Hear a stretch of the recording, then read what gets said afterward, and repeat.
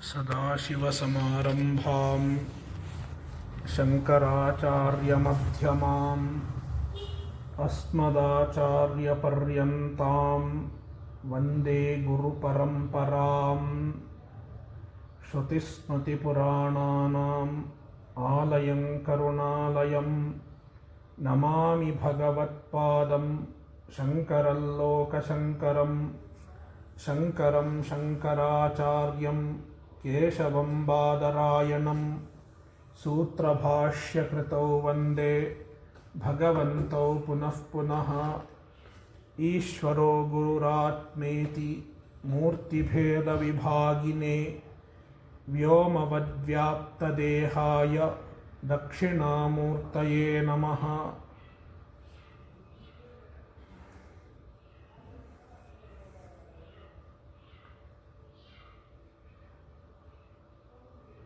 दशमस्य श्लोकस्य सम्बन्धः पूर्वमेवास्माभिः पठितः, किन्तु इदानीं तस्य स्मरणं क्रियते। ननु सर्वस्य जगतः तुच्छत्वे तन्निषेधेन आत्मतत्त्वप्रतिपत्तिर्न स्यात्।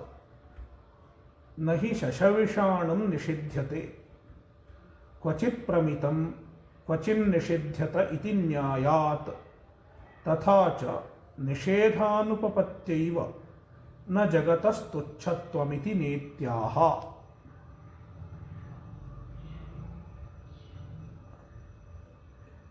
पूर्वपक्षः अस्माभिः जगत् सदसद्भ्याम् अनिर्वचनीयम् इत्युच्यते, किन्तु पूर्वपक्षी चिन्तयति अनिर्वचनीयम् इत्युक्ते तुच्छम् इति। सः प्रायः तुच्छानिर्वचनीययोः भेदं न जानीयात्। तस्मादेवं पृच्छति।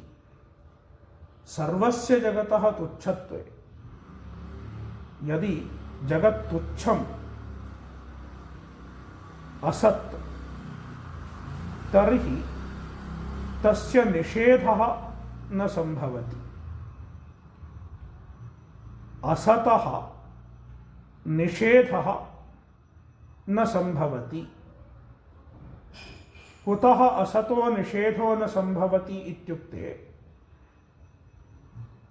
किं निषिध्यते इति चेत्, यदि किञ्चित् क्वचित् प्रमितं, प्रमितम् इत्युक्ते प्रमाणेन गृहीतं क्वचित्, तत् अन्यत्र क्वचित् निषिध्यते।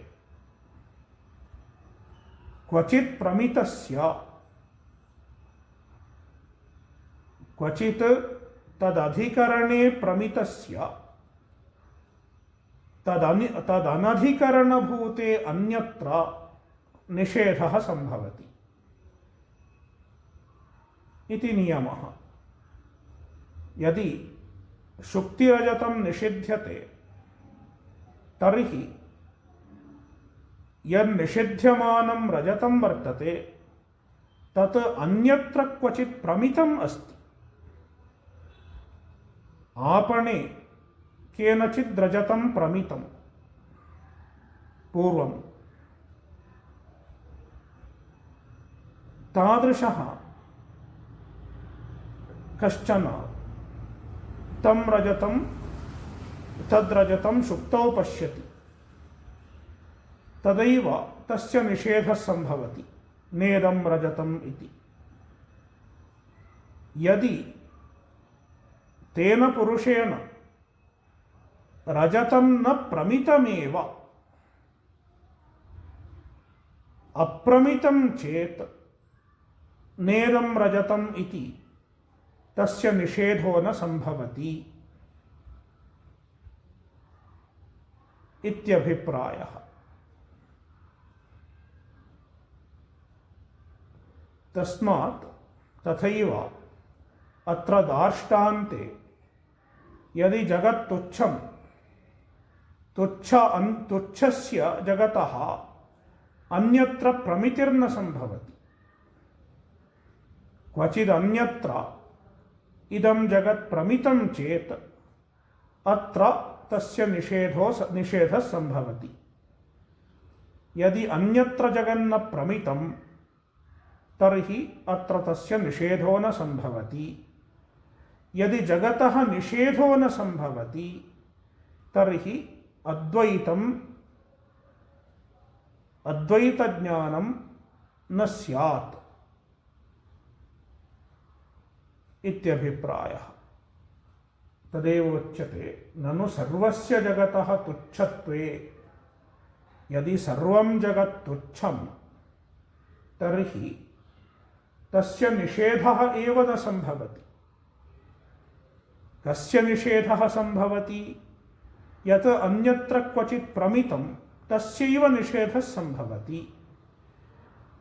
जगत् तुच्छं चेत् तत् कदाचित् क्वचित् प्रमितं न स्यात्, तस्मात् तस्य निषेधो न संभवति इत्यभिप्रायः।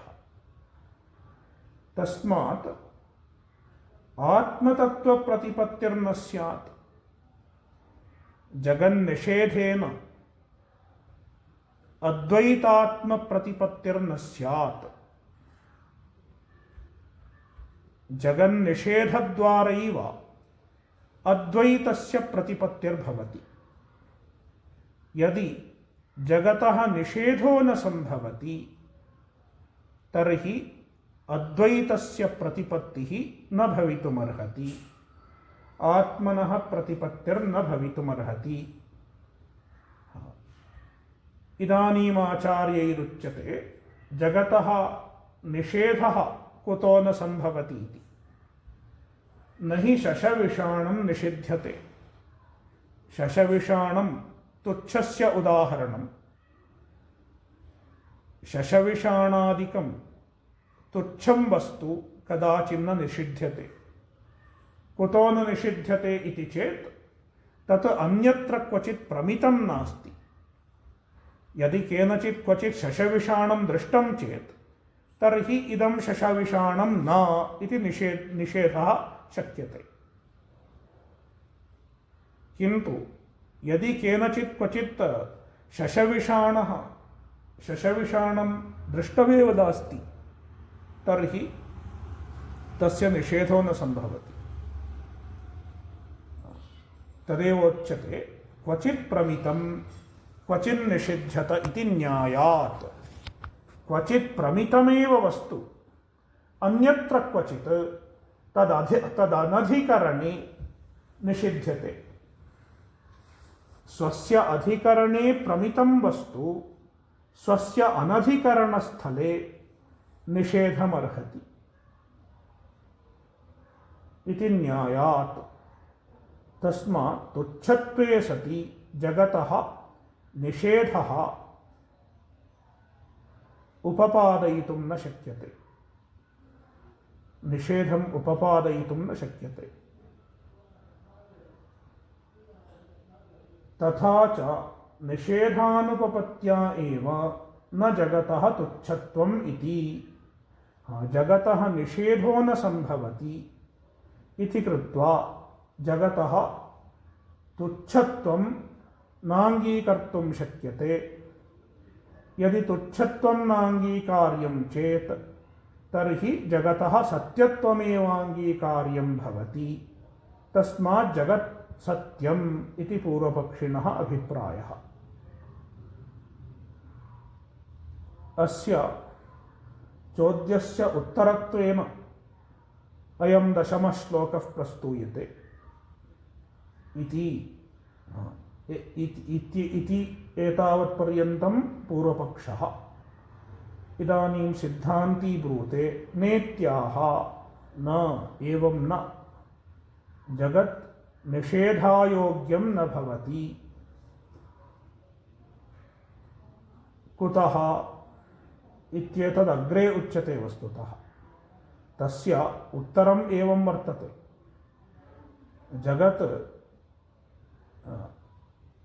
जगत् तुच्छं न, किन्तु जगत् सदसद्भ्याम् अनिर्वचनीयम्। यद् सदसद्भ्याम् अनिर्वचनीयं तत्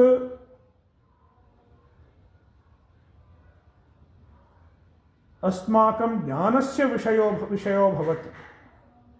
यद्यपि प्रमाणस्य विषयो न भवति, तथापि अस्माकं ज्ञानस्य विषयः भवितुमर्हति।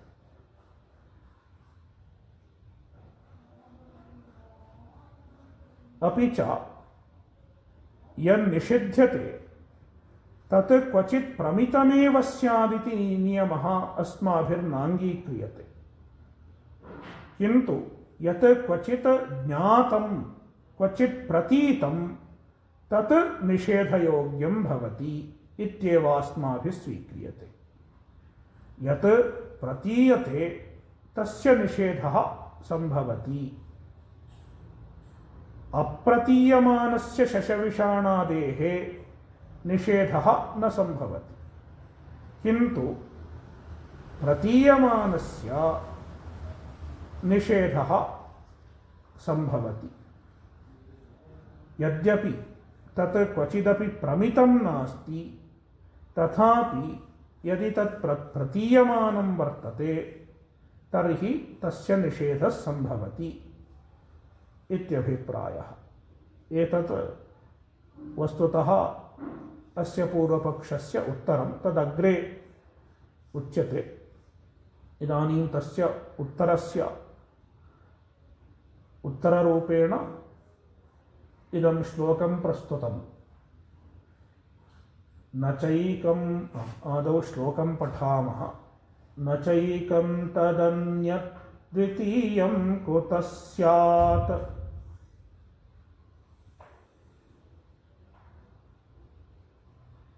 न वा केवलत्वं न चाकेवलत्वम्।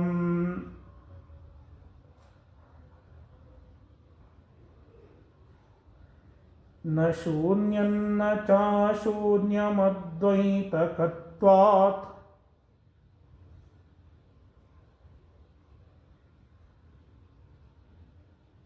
कथं सर्ववेदान्तसिद्धं ब्रवीमि।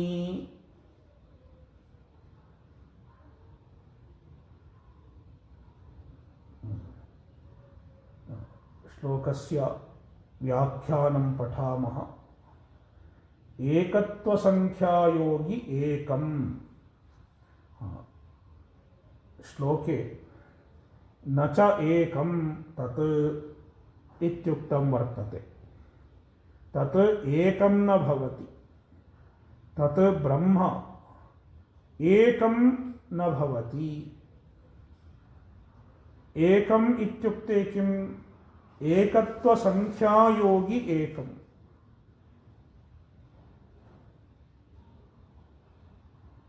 संख्या नाम कश्चन गुणः, कश्चन धर्मः।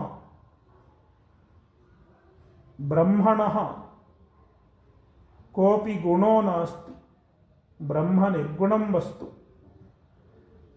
यदि ब्रह्म निर्गुणं तर्हि ब्रह्मणः संख्या अपि नास्ति इत्यभिप्रेत्य ब्रह्मणः एकत्वसंख्या निषिध्यते। ब्रह्म एकत्वसंख्यायोगी न भवति। एकत्वनामिका काचित् संख्या ब्रह्मणि नास्ति इत्यभिप्रायः।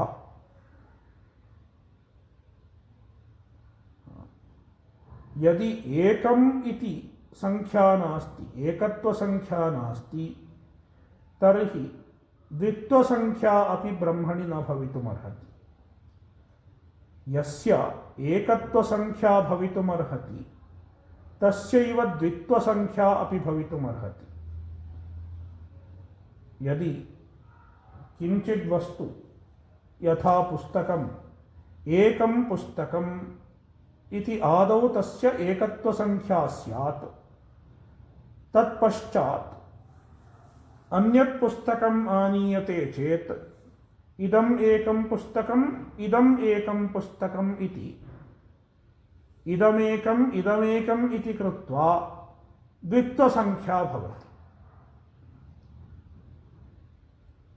यत् इदमेकम् इदमेकम् इति या बुद्धिर्जायते, एकं च इति या बुद्धिर्जायते, सा अपेक्षा बुद्धिः इत्युच्यते। इदमेकम् इदमेकम् इति प्रत्येकस्मिन् इदमेकम् इति एकत्वबुद्धिर्या वर्तते, द्वित्वसंख्यायाः हेतुभूता या एकत्वबुद्धिर्वर्तते, सा अपेक्षा बुद्धिरित्युच्यते। तदपेक्षा बुद्धिजन्य द्वित्वसंख्यायोगी द्वितीयम्। तदपेक्षा बुद्धिजन्य द्वित्वसंख्या एकत्व अपेक्षा बुद्धिजन्या भवति।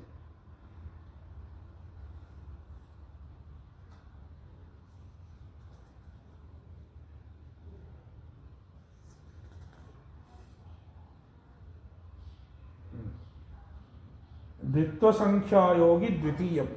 यस्य द्वित्वसंख्या वर्तते, एकत्व अपेक्षा बुद्धिजन्य द्वित्वसंख्यायोगी द्वितीयं भवति। द्वित्वसंख्या अपेक्षा बुद्धिजन्या भवति। अपेक्षा बुद्धिः एकत्वाश्रिता भवति।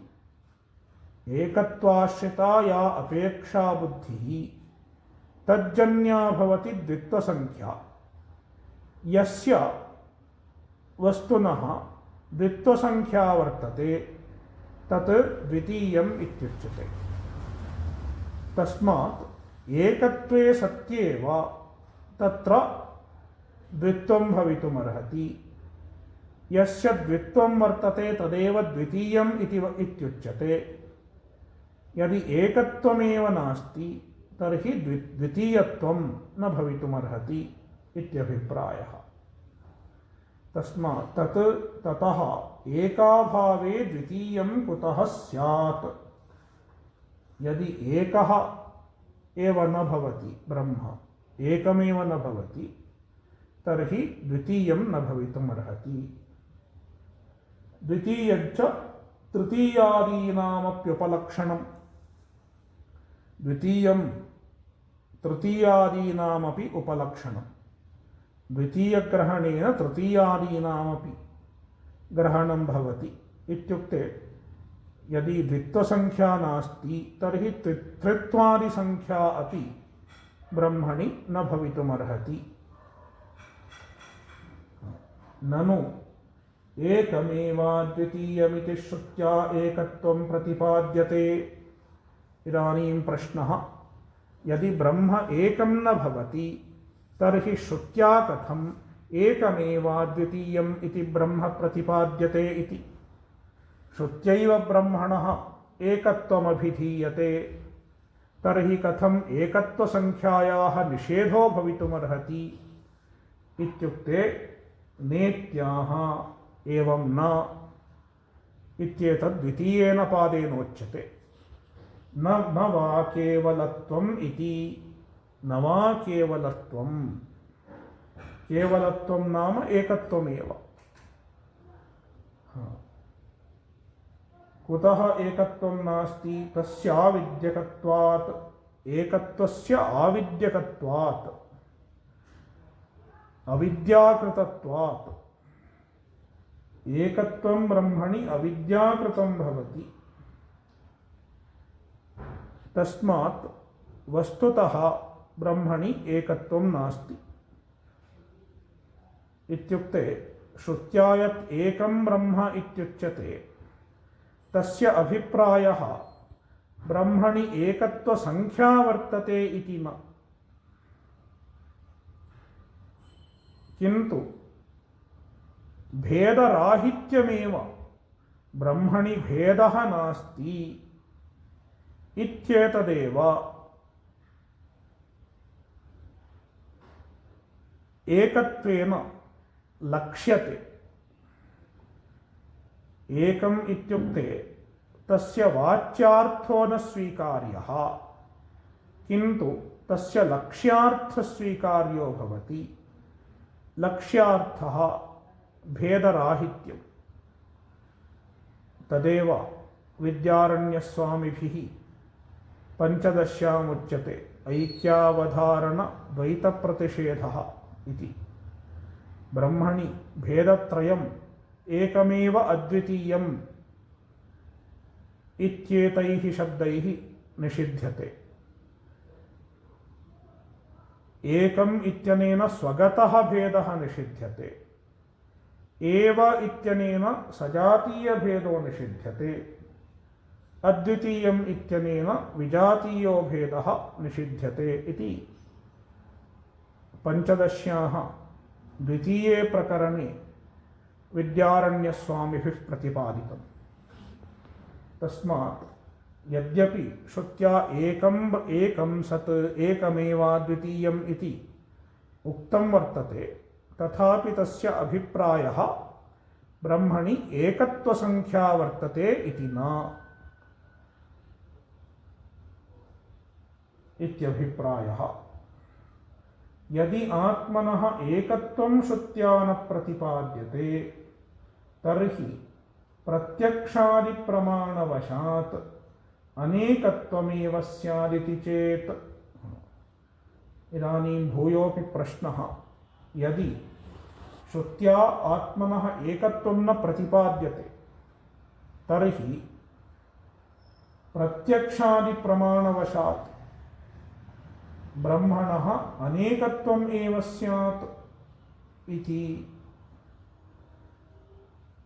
एवं प्रश्नः, यदि एकत्वं ब्रह्मणः नोच्यते, न अभिप्रेतं वर्तते, तर्हि प्रत्यक्षादिप्रमाणैः यत् अनेकत्वम् अनुभूयते तत् अनेकत्वमेव सत्यं स्यात् इति चेत् न नेत्याह। एवमपि न, अनेकत्वम् अपि ब्रह्मणि नास्ति। एकत्वसंख्या ब्रह्मणि नास्ति इत्यस्य अभिप्रायः अनेकत्वं ब्रह्मणि अस्ति इत्यपि न। अनेकत्वमपि नास्ति। न च केवलत्वम् इति, अकेवलत्वम् अपि न इत्युक्ते अनेकत्वं नास्ति इत्यभिप्रायः। अकेवलत्वम् इत्युक्ते अनेकत्वम्। वस्तुतः ब्रह्मणः अनेकत्वम् एकम् इत्यनेन निषिध्यते इत्येव अभिप्रायः। ब्रह्मणः अनेकत्वम् एकम् इत्यनेन निषिध्यते, किन्तु तत्र एकत्वसंख्या अपि नास्ति इत्यवगन्तव्यम्। ब्रह्मणः निर्गुणत्वात् निर्धर्मकत्वात् तत्र एकत्वसंख्या अपि नास्ति। नेह नास्ति किञ्चन एकमेवाद्वितीयं ब्रह्म अथात आदेशो नेति नेति इत्यादि श्रुतिभ्यः ब्रह्मणि अनेकत्वं नास्ति इत्येतत् कथमुच्यते इति चेत् तत्र एताः श्रुतयः प्रमाणानि। नेह नानास्ति किञ्चन, इह नाना न अस्ति, किञ्चन नाना न अस्ति। नाना इत्युक्ते अनेकत्वं नास्ति, द्वैतं नास्ति। एकमेवाद्वितीयं ब्रह्म, अत्र एकमेव अद्वितीयम् इत्यनेन ब्रह्मणः अनेकत्वं निषिध्यते। भेदाः सर्वेपि भेदाः, भेदत्रयं ब्रह्मणः वार्यते। अथात आदेशो नेति नेति इत्यादि श्रुतिभ्यः ब्रह्मणः अनेकत्वं निषिध्यते।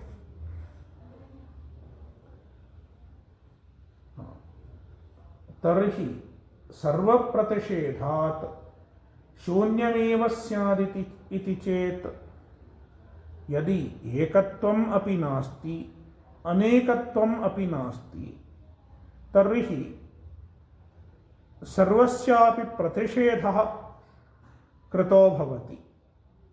एवं चेत् ब्रह्म शून्यमेव स्यादिति आशंका। तदा सिद्धांती ब्रूते न नेत्याह न शून्यम् इति।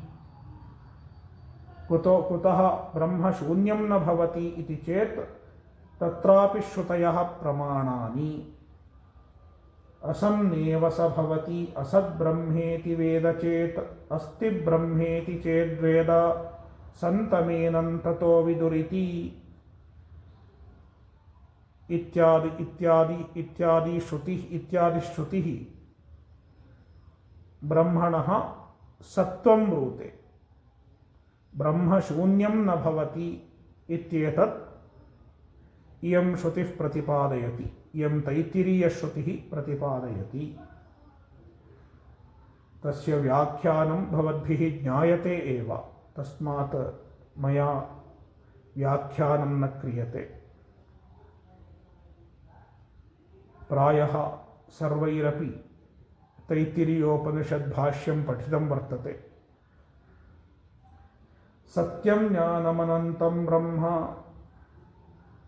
इति अन्या अपि श्रुतिः अत्र प्रमाणम् अनन्तम् इत्यस्ति। सत्यं सत्यम् इति इत्यनेन पदेन ब्रह्मणः शून्यत्वं निषिद्धं भवति। सदेव सौम्येदमग्र आसीत् इत्युपक्रम्य तृतीया श्रुतिः इदानीमुच्यते। प्रथमा श्रुतिः तैत्तिरीयश्रुतिः, द्वितीया अपि तैत्तिरीयश्रुतिरेव, सत्यं ज्ञानमनन्तं ब्रह्म इति। तृतीया सदेव सौम्येदमग्र आसीदित्युपक्रम्य ऐतदात्म्यमिदं सर्वं तत् सत्यं स आत्मा तत्त्वमसीत्यादि श्रुतिभिः। अत्रापि तत् सत्यम् इत्यस्ति। आदौ सदेव इत्यस्ति, ततः परं तत् सत्यम् इत्यप्यस्ति। एतत् शब्दद्वयमपि ब्रह्मणः शून्यत्वं निषेधति एतत् शब्दद्वयम्। तत् सत्यं स आत्मा तत्त्वमसि इत्यादि श्रुतिभिः सत्यत्वप्रतिपादनात् ब्रह्मणः सत्यत्वप्रतिपादनात् ब्रह्म शून्यं न भवति। ब्रह्म शून्यं न भवति इत्यत्र श्रुतिप्रमाणान्युदैरितानि। इदानीं तत्रैव युक्तिः प्रदर्श्यते। सर्वभ्रमाधिष्ठानत्वात् सर्वबाधावधित्वाच्च। सर्वभ्रम अधिष्ठानत्वात् सर्वस्यापि भ्रमस्य कल्पितस्य जगतः अधिष्ठानं ब्रह्म। भ्रमस्य सर्वस्यापि भ्रमस्य अधिष्ठानम् अपि भ्रमो न भवितुमर्हति। तस्मात् तस्य सत्यत्वमङ्गीकार्यं भवति। सत्यभूते एव अधिष्ठाने भ्रमः अध्यासः भवितुमर्हति इति कृत्वा ब्रह्मणः सत्यत्वं युक्त्या सिद्ध्यति। सर्वभ्रमाधिष्ठानत्वात् इति एकः हेतुः। सर्वबाधावधित्वाच्च बाधावधित्वं सर्वस्यापि बाधस्य निषेधस्य यः अवधिरस्ति सः अवधिः निषेधं नार्हति।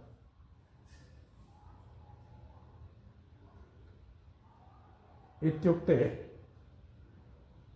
यदा सर्वं निषिध्यते नेति नेति इति, तदा तस्य साक्षी निषेधस्य साक्षी कश्चन अपेक्षितो वर्तते।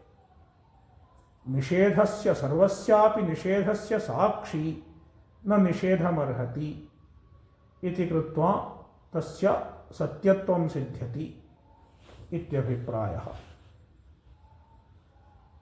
एवं युक्तिद्वयं प्रदर्शितं भवति।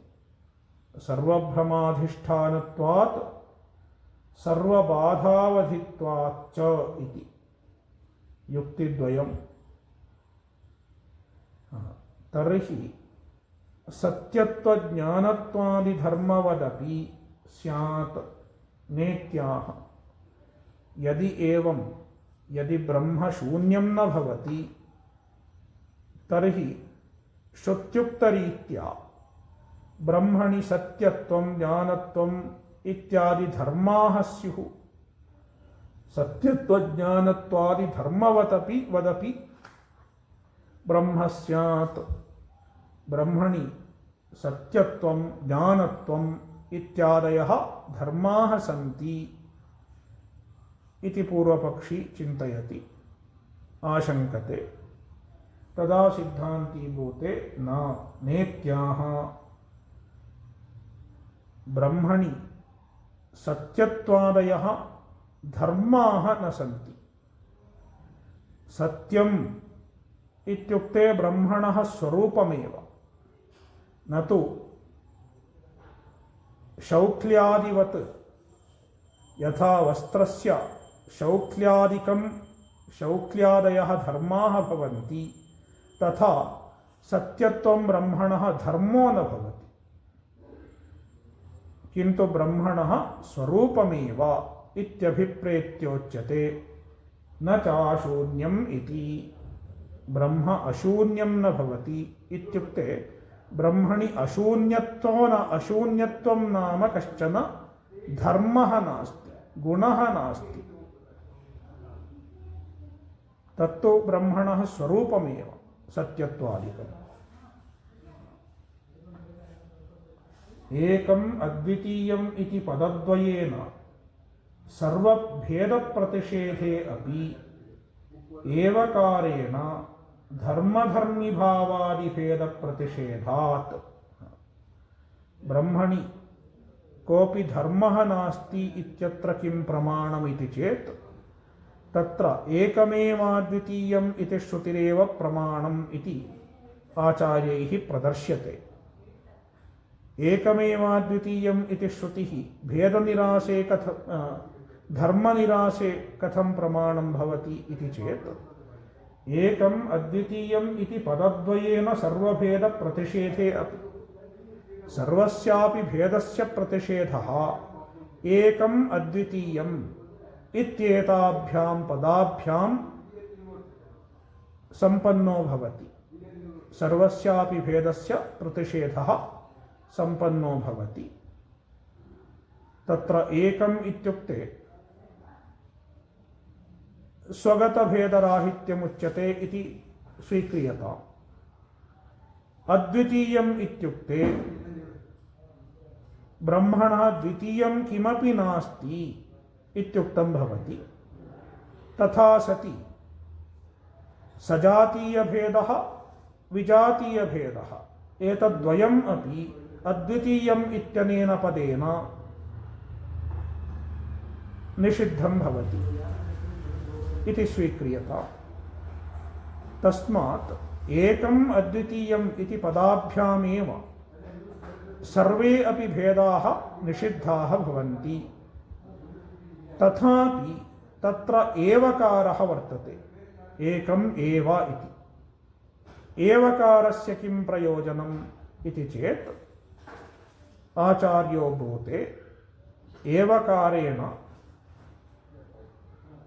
धर्मधर्मिभावादिभेदप्रतिषेधात्। इत्युक्ते यत् सत्यत्वादिकं ब्रह्मणः श्रुत्या प्रतिपाद्यते तस्य ब्रह्मणः धर्मत्वं स्यात्। तस्मात् ब्रह्मणि धर्मधर्मिभावः अस्ति इति आशंका केषाञ्चित् स्यात्। तस्य निरासार्थम् एवकारः श्रुत्या प्रयुक्तः इत्यभिप्रायः। एवकारेण धर्मधर्मिभावादिभेदप्रतिषेधात्। धर्मधर्मिभावः कार्यकारणभावः इत्यादयः ये भेदाः सन्ति तेषामपि आश्रयाश्रयीभावः धर्मधर्मिभावः कार्यकारणभावः इत्येतेषां भेदानामपि पर्युदासः निरासः एवकारेण कृतो भवति। सर्वत्र हेतुमाः। अत्र सर्वत्र इत्युक्ते पूर्वोक्तेषु सर्वेषु हेतुमाः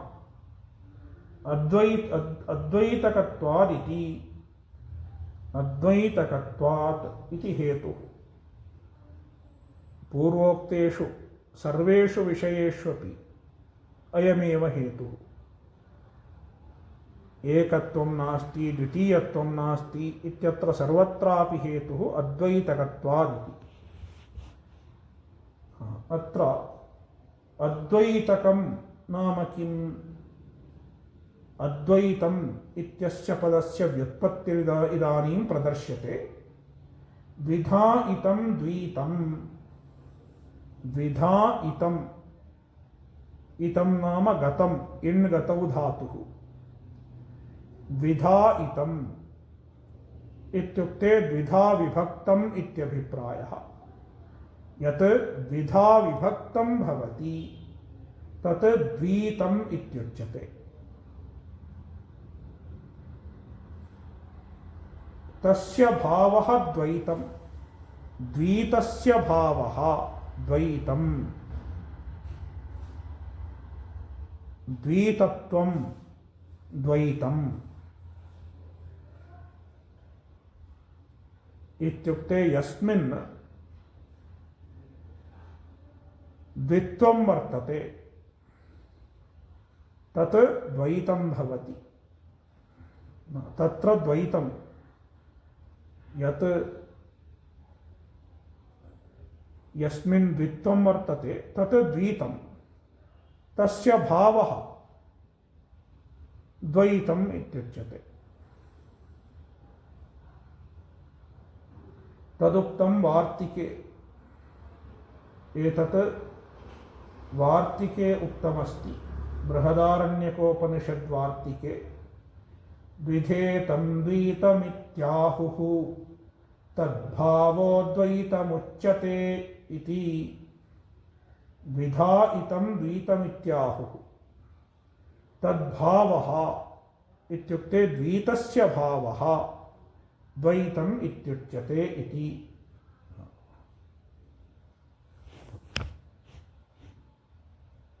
न विद्यते द्वैतं द्विधा भावः यत्र तत् अद्वैतम्। यत्र द्वैतं न विद्यते इति नञ् बहुव्रीहिसमासः। यत्र द्वैतं न विद्यते, न विद्यते द्वैतम्, अविद्यमानं द्वैतं यस्मिन् तत् अद्वैतम् इति अक्षरार्थः। इति अद्वैतम् इत्यस्य अक्षरार्थः। अद्वैतम् इत्यस्य पदस्य अर्थः। सलिल एको दृष्टाद्वैत इति श्रुतेः ब्रह्म अद्वैतम् इत्यत्र श्रुतिः प्रमाणम्। सलिलः, सलिलः इत्युक्ते सलिलम् इव सलिलः। सलिलम् इत्युक्ते जलम् इत्यर्थः। जलं यथा जलं स्वच्छं भवति तथैव आत्मा अपि अतिस्वच्छः इत्यभिप्रायः। सलिलम् इव सलिलः, जलम् इव स्वच्छः इत्यर्थः। स्वच्छः इत्युक्ते निरुपाधिकः इत्यभिप्रायः। आत्मनः स्वरूपं निरुपाधिकं वर्तते, तत्र उपाधिसम्बन्धलेशोऽपि नास्ति। एकः इत्युक्ते सजातीयभेदशून्यः, अद्वैतः इत्युक्ते विजातीयरहितः इति व्याख्यानम्। सलिल एको द्रष्टा अद्वैतः, द्रष्टा आत्मा चैतन्यं सलिलम् इव स्वच्छं निरुपाधिकम् एकः, सलिल इव स्वच्छः निरुपाधिकः एकः इत्युक्ते सजातीयभेदरहितः, अपि च अद्वैतः इत्युक्ते तत्र विजातीयादिभेदः नास्ति।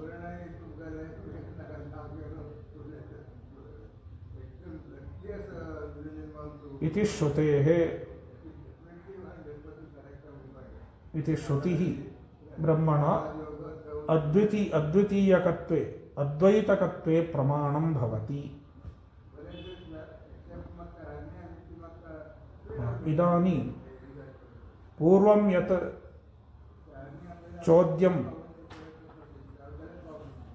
उपस्थापितमासीत् सम्बन्धभागे, अस्य श्लोकस्य सम्बन्धे, तस्य समाधानमिदानीम् उच्यते।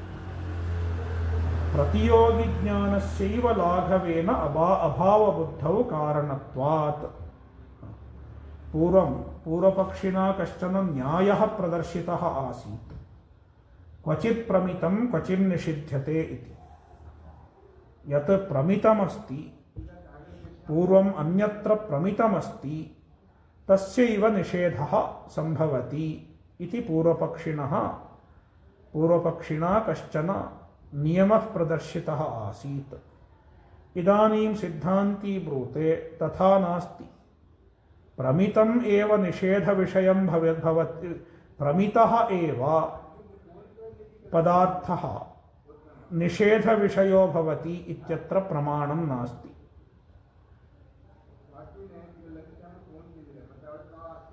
क्वचित् प्रतीतः अनुभूतः निषेधविषयो भवति इति स्वीकारः एव साधु इति सिद्धान्ती ब्रूते। प्रतियोगिज्ञानस्यैव लाघवेन अभावबुद्धौ कारणत्वात्। पूर्वपक्षिणः मते प्रतियोगी प्रमा एव अभावबुद्धौ कारणम् इति स्वीकृतं भवति। पूर्वपक्षिणः मते यदि निषेधः अस्ति, निषेधार्थं प्रतियोगिनः प्रमा अपेक्षिता इति पूर्वपक्षिणः अभिप्रायः आसीत्। पूर्वं प्रतियोगिनः प्रमा आवश्यकी, प्रतियोगी प्रमा अस्ति चेदेव प्रतियोगिनः निषेधः अन्यत्र क्वचित् भवितुमर्हति इति पूर्वपक्षिणः नियमः। तदेव उक्तमासीत् क्वचित् प्रमितं क्वचित् निषिध्यते इति।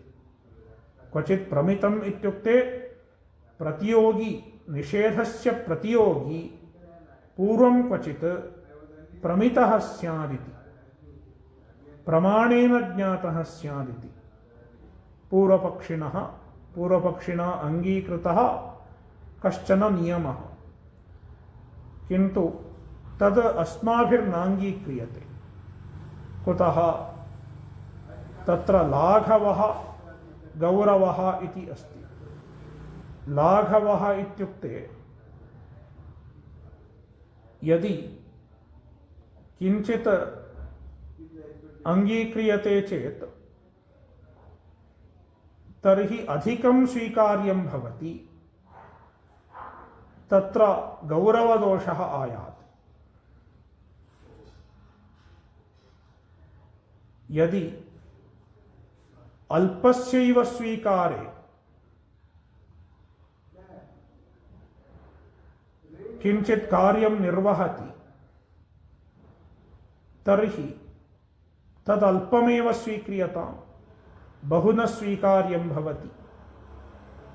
यथा अस्माभिः एवमेव भोजनं क्रियते चेत् पर्याप्तं, भोजनम् एवमेव कर्तुमर्हति कर्तुं शक्नुमः चेत् एवं भोजनं न करणीयं खलु। तदेव गौरवदोषः इत्युच्यते। तथैव अत्रापि प्रतियोगिज्ञानस्यैव लाघवेन, प्रतियोगिज्ञानम् एव निषेधबुद्धौ कारणम् इति स्वीकारे लाघवः अस्ति। प्रतियोगिनः प्रमा एव निषेधबुद्धौ कारणम् इति स्वीकारे गौरवम् अस्ति।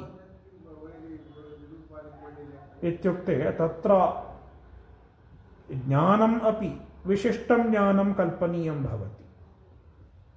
कीदृशं ज्ञानं? प्रमाणजन्यं ज्ञानम्, अनवगतम् अबाधितं ज्ञानम् इति कल्पनीयं भवति। तदा गौरवदोषः अस्ति। तदपेक्षया प्रतियोगिज्ञानस्यैव लाघवेन अभावबुद्धौ कारणत्वात्।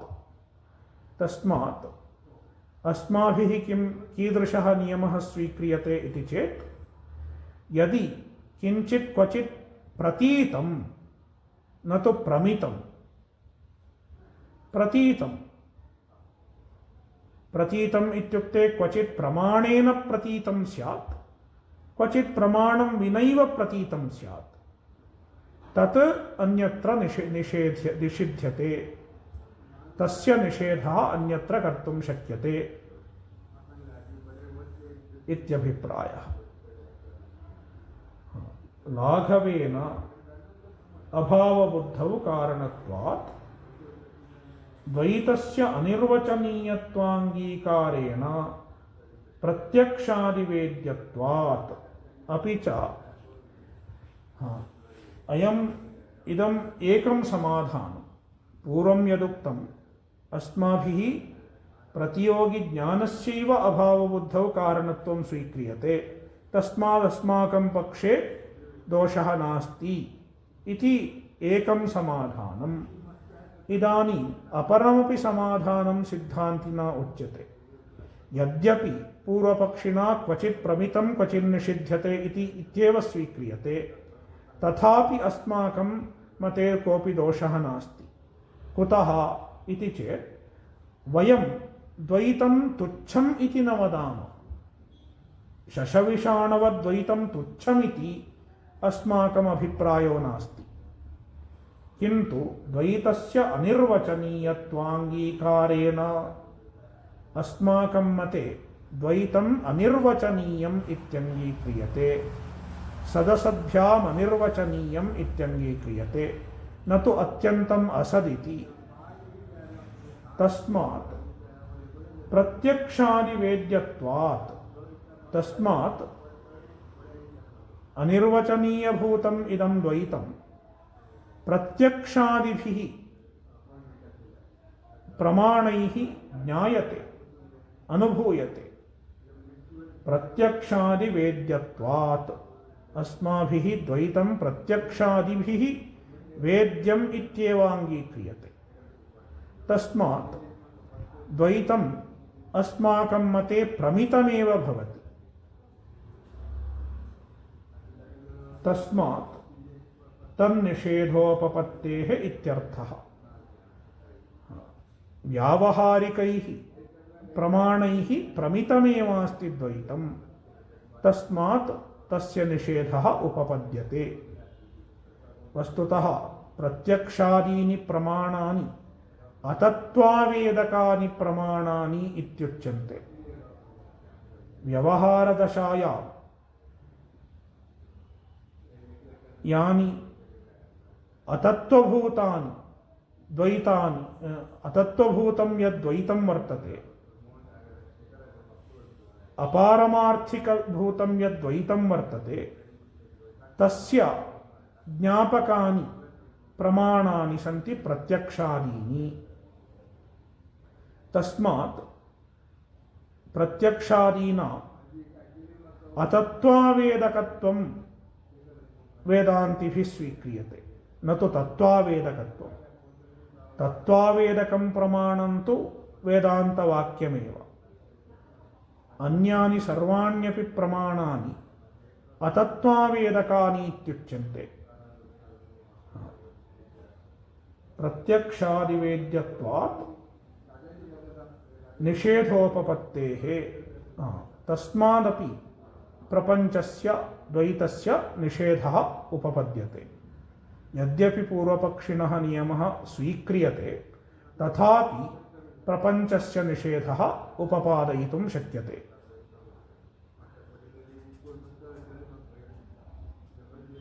निषेधोपपत्तिरित्यर्थः।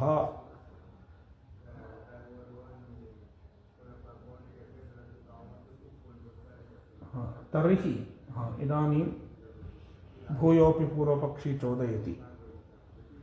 तर्हि एतादृशः आत्मा अङ्गुलिनिर्देशेन प्रतिपाद्यताम् इति एवं सति, तर्हि यदि आत्मा अस्ति, अद्वैतः आत्मा यदि अस्ति, तर्हि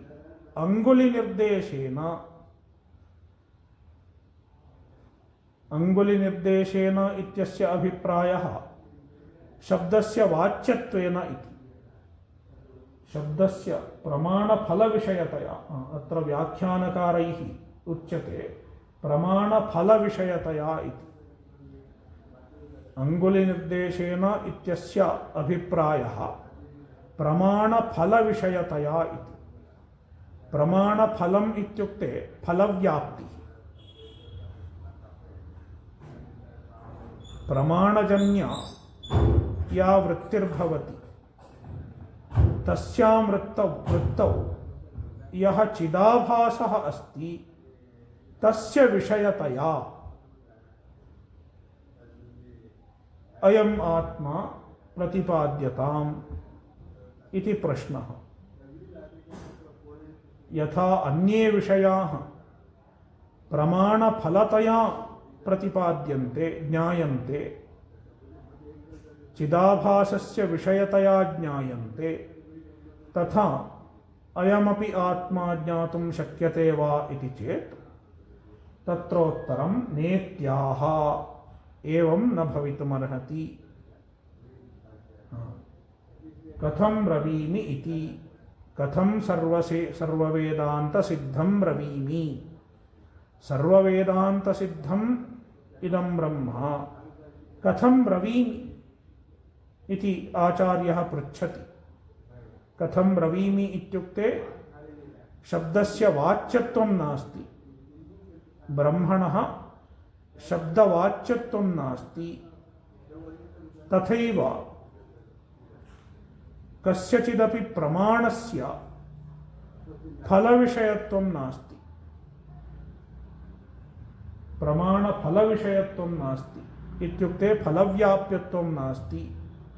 तस्मादेव यथा अन्ये विषयाः प्रमाणस्य फलत्वेन गृह्यन्ते, तथा प्रमाणफलविषयत्वेन गृह्यन्ते, तथा अयमात्मा प्रमाणफलविषयत्वेन न ग्राह्यः।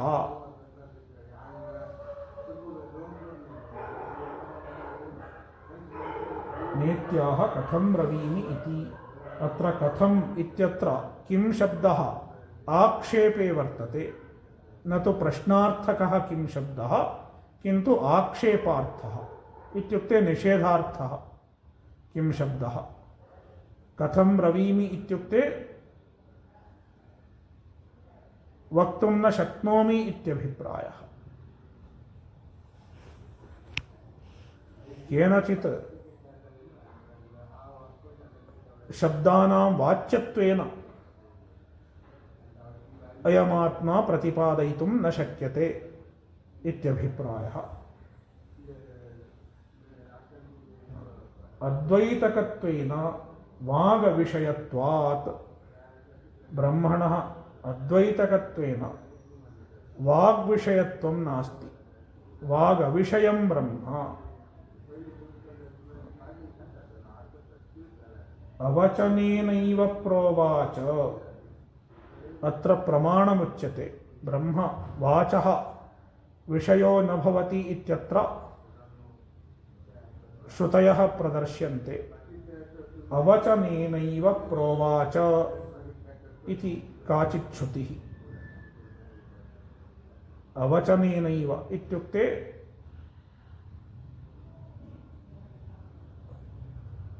अवाच्यार्थत्वेन इत्यभिप्रायः। केनचित् गुरुणा आचार्येण शिष्याय ब्रह्म प्रतिपादितं, किन्तु शब्दानां वाच्यार्थत्वेन न प्रतिपादितं, किन्तु लक्ष्यार्थत्वेन इत्यभिप्रायः। यतो वाचो निवर्तन्ते अप्राप्य मनसा सह, न विज्ञातेर्विज्ञातारं विजानीयात् इत्यादि श्रुतिभ्यः। यतो वाचो निवर्तन्ते अप्राप्य मनसा सह इति तैत्तिरीय श्रुतिः, न विज्ञातेर्विज्ञातारं विजानीयात् इति बृहदारण्यक श्रुतिः इत्यादि श्रुतिभ्यः।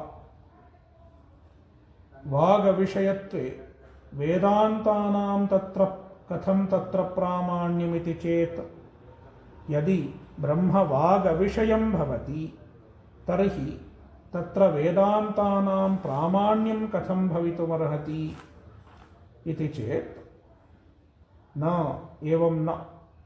यद्यपि ब्रह्म वागविषयः तथापि वेदान्तानां तत्र प्रामाण्यं भवति।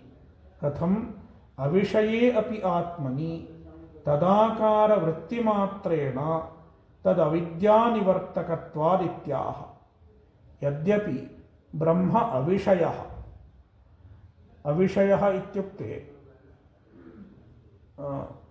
प्रमाणाविषयः, वागविषयः अपि प्रमाणाविषयः अपि। प्रमाणाविषयः इत्युक्ते प्रमाणजन्य चिदाभासस्य विषयत्वं नास्ति, फलव्याप्यत्वं नास्ति इत्यभिप्रायः। तत्र अविषये इत्यत्र व्याख्यानं नारायणी व्याख्यायाम् उक्तं। फलाविषये तदाकारवृत्तिमात्रेण शुद्धचिन्मात्रगोचरवृत्तिमात्रेण। अत्र प्रमाणस्य मुख्यं विषयत्वं यदस्ति तत् फलव्याप्यत्वं। फलव्याप्यत्वं प्रमाणस्य मुख्यं विषयत्वं। वृत्तिव्याप्यत्वं मुख्यं विषयत्वं न भवति, गौणं विषयत्वं भवति। तस्मात् अत्र आचार्यैः अविषये अपि इत्युक्तं। प्रमाणानां विषयः न भवति इत्युक्ते ब्रह्मणि फलव्याप्तिर्नास्ति इत्यभिप्रायः। तथापि आत्मनि तदाकारवृत्तिमात्रेण, किन्तु यद्यपि ब्रह्म प्रमाणानां विषयो न भवति, फलव्याप्यत्वरूपेण प्रमाणानां विषयो न भवति, तथापि वेदान्तजन्यं यत् वेदान्तवाक्यैः ब्रह्माकारा काचिद् वृत्तिर्जायते, अखण्डाकारा काचिद् वृत्तिर्जायते। सा वृत्तिः अविद्यानिवर्तिका भवति। तदाकारवृत्तिमात्रेण तदविद्यानिवर्तकत्वात्। तदाकारवृत्तिमात्रेण ब्रह्माकार अखण्डाकारवृत्तिमात्रेण तदविद्यानिवर्तकत्वात् वेदान्तानां ब्रह्मणि प्रामाण्यम् उच्यते। वेदान्तानां ब्रह्मणि यत् प्रामाण्यं वर्तते तत् ब्रह्मणः फलव्याप्यत्वरूपं प्रामाण्यं न भवति इत्यभिप्रायः। केवलं वृत्तिव्याप्यत्वरूपं प्रामाण्यम् अस्ति प्रमाणविषयत्वं ब्रह्मणि अस्ति इत्यभिप्रायः। इत्याह सर्ववेदान्तसिद्धम् इति।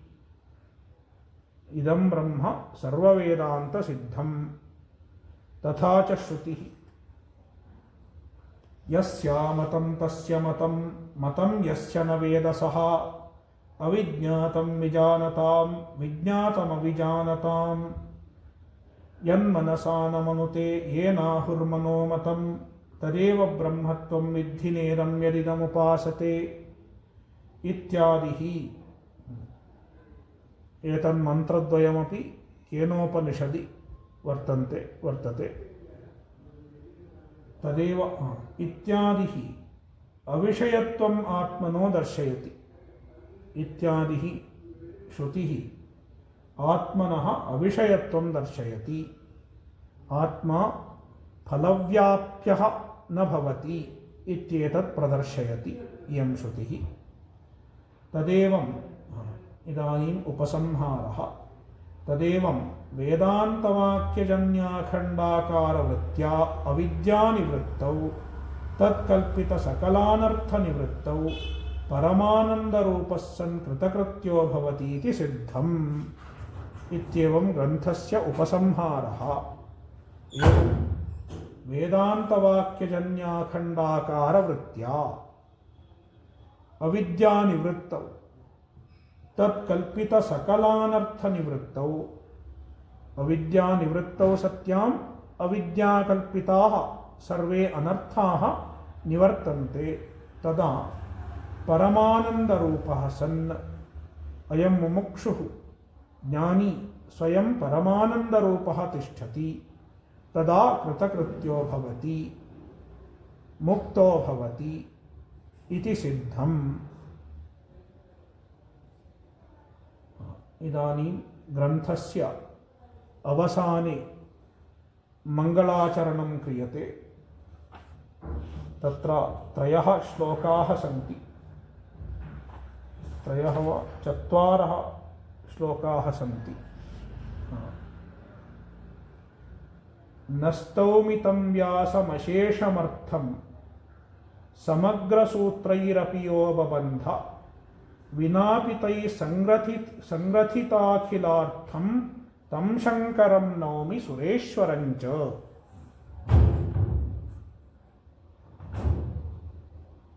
इदानीं अत्र शङ्कराचार्यस्य सुरेश्वराचार्यस्य च प्रशंसा क्रियते अनेन श्लोकेन।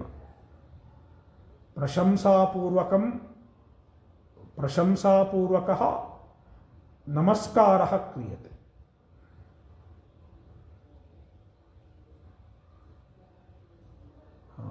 सः आचार्यो ब्रूते अहं तं व्यासं न स्तौमि। व्यासः वेदव्यासः वस्तुतः महान्, सर्वेषामप्याचार्याणां महान् आचार्यो वर्तते। किन्तु अत्र ग्रन्थकर्ता ब्रूते अहं तं व्यासं न स्तौमि। कुतः न स्तौमि इत्युक्ते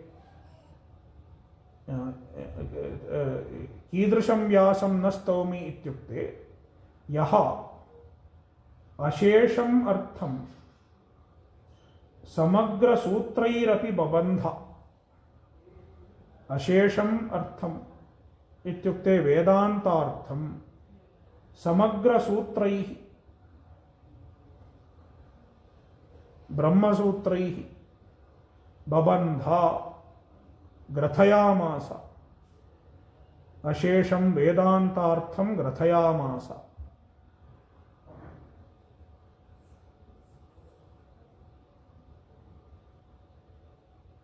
तत्र भाष्यकारैः किमुक्तं? वेदान्तवाक्यकुसुम ग्रथनार्थत्वात् सूत्राणाम् इति। सूत्राणां प्रयोजनं किं? वेदान्तवाक्यकुसुम ग्रथनार्थत्वात्। सूत्राणि सूत्रैः व्यासः वेदान्तार्थम् अशेषं ग्रथयामास। तादृशः अपि महान् व्यासः स्तुत्यर्हो नास्ति इति आचार्यैरुच्यते।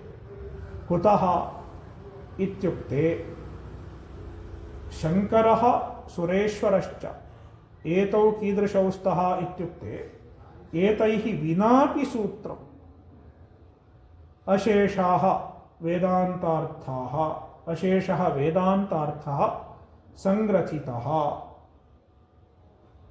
इत्यभिप्रायः। विनापि तैः इत्युक्ते विनापि सूत्रैः। अत्र सूत्रम् इत्यस्य अर्थद्वयं वर्तते।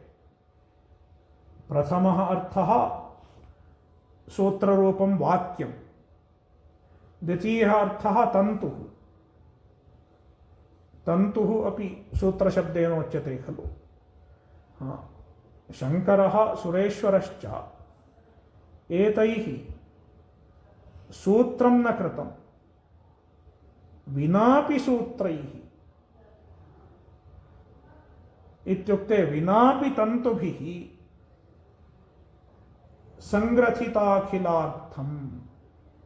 तैः शङ्कराचार्यैः सुरेश्वराचार्यैश्च वेदान्तार्थानां ग्रथनं सूत्रैः विना एव कृतम्।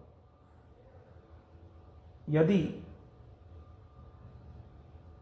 कस्यचित् सूत्रं वर्तते चेत् तेन तस्य मालासंग्रथनं सुकरं भवति।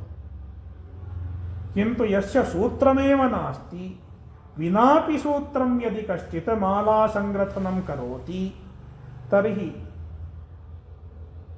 स तु श्रेष्ठो भवति इत्यभिप्रायः। विनापि तैः संग्रथिताखिलार्थं तं शङ्करं नौमि सुरेश्वरञ्च। तं शङ्करं सुरेश्वरञ्च नौमि। नु स्तुतौ नु स्तुतौ धातुः, स्तौमि इत्यभिप्रायः। सः शङ्करः सुरेश्वरश्च व्यासापेक्षया अपि श्लाघ्यतरो स्तः इत्यभिप्रायः। लघुरपि बह्वर्थवहः चिन्तामणिरिव निबन्धोऽयं मधुसूदनेन मुनिना विहितो गुणिनां विनोदाय। अयं निबन्धः, अयं ग्रन्थः चिन्तामणिः इव। चिन्तामणिः इत्युक्ते कश्चन मणिः।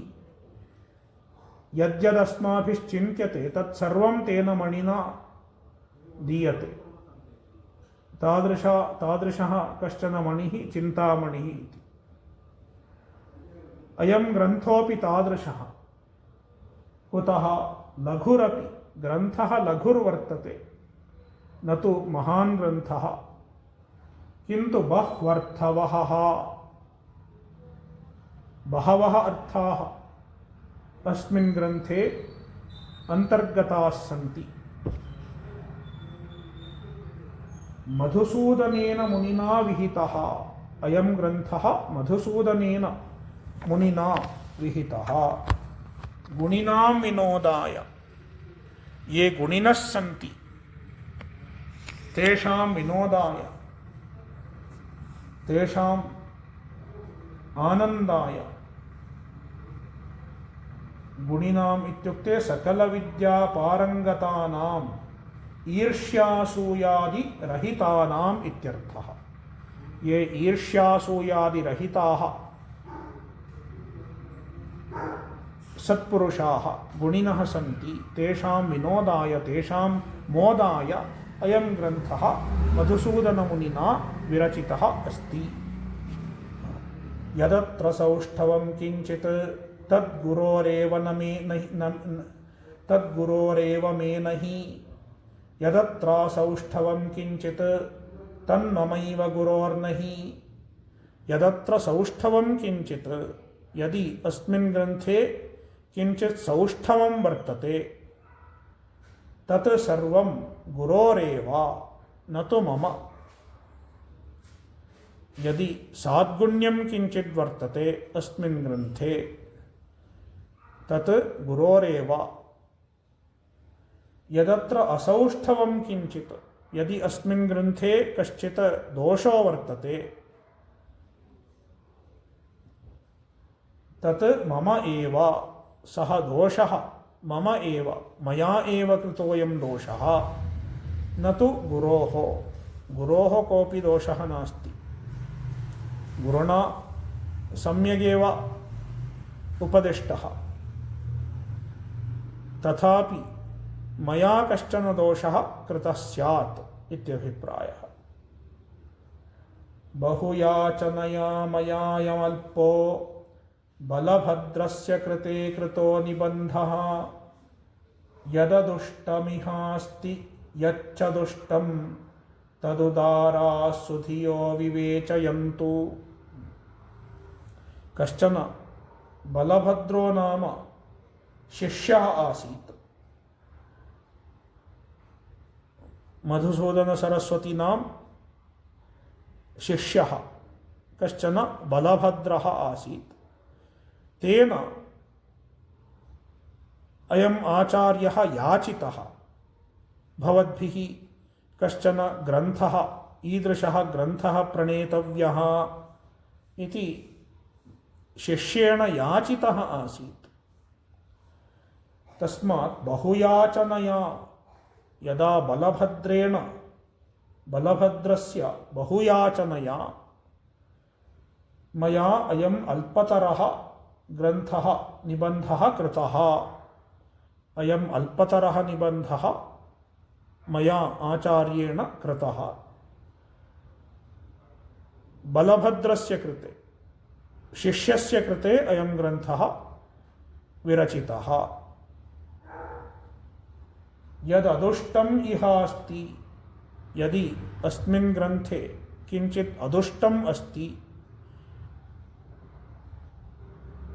किञ्चित् सम्यगस्ति, यच्च दुष्टं, यदि किञ्चित् दुष्टमस्ति, कश्चन दोषो वर्तते, तत् उदाराः सुधियः विवेचयन्तु।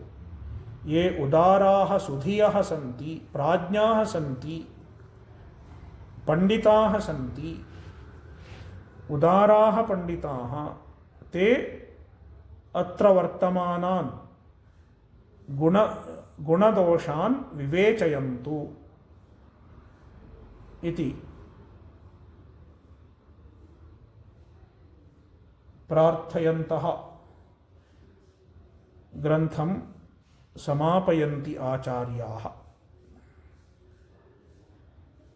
ओम पूर्णमदः पूर्णमिदं पूर्णात् पूर्णमुदच्यते पूर्णस्य पूर्णमादाय पूर्णमेवावशिष्यते। ओम शान्तिः शान्तिः शान्तिः।